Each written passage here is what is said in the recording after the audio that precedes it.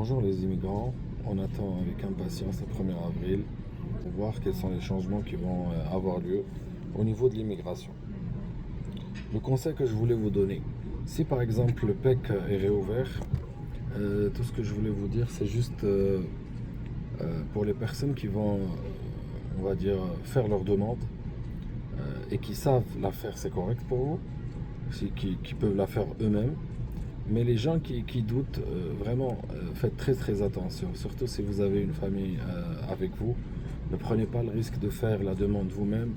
Vous risquez de foirer votre dossier au niveau de l'immigration. Parce que il y a beaucoup d'éléments qu'il faut que vous ajoutiez à votre dossier. Parfois, il y a des oublis que vous pouvez avoir. Par contre, l'avocat en immigration ou le consultant, il est apte et connaît très bien les démarches. Je sais qu'il y a beaucoup de personnes qui disent bah, je vais payer par exemple 3 000, 4 000 dollars à un consultant, c'est beaucoup d'argent.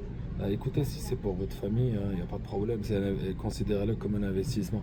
Par contre, si vous ratez ou vous envoyez un document ou vous faites quelques informations qui sont erronées juste parce que vous n'avez pas compris la question, ben, il se peut que votre dossier soit refusé et après vous allez rentrer dans un tourbillon, dans des complications. Donc 4 000 dollars, même 5 000 dollars, moi-même je me le dis, ça reste un investissement pour votre famille. Ne jouez pas avec ça. Et autre chose que je voulais vous dire, faites très attention à qui vous donnez votre dossier ou avec qui vous traitez.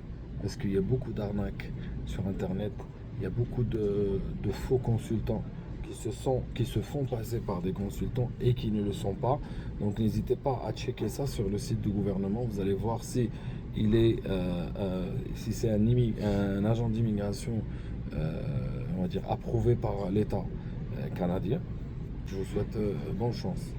Donc n'hésitez pas à partager l'information et dites à toutes les personnes que vous connaissez qui sont dans la procédure éventuelle de postuler, je veux dire pour la résidence permanente, de faire très très attention avec qui ils vont traiter. Donc très bonne journée à tous.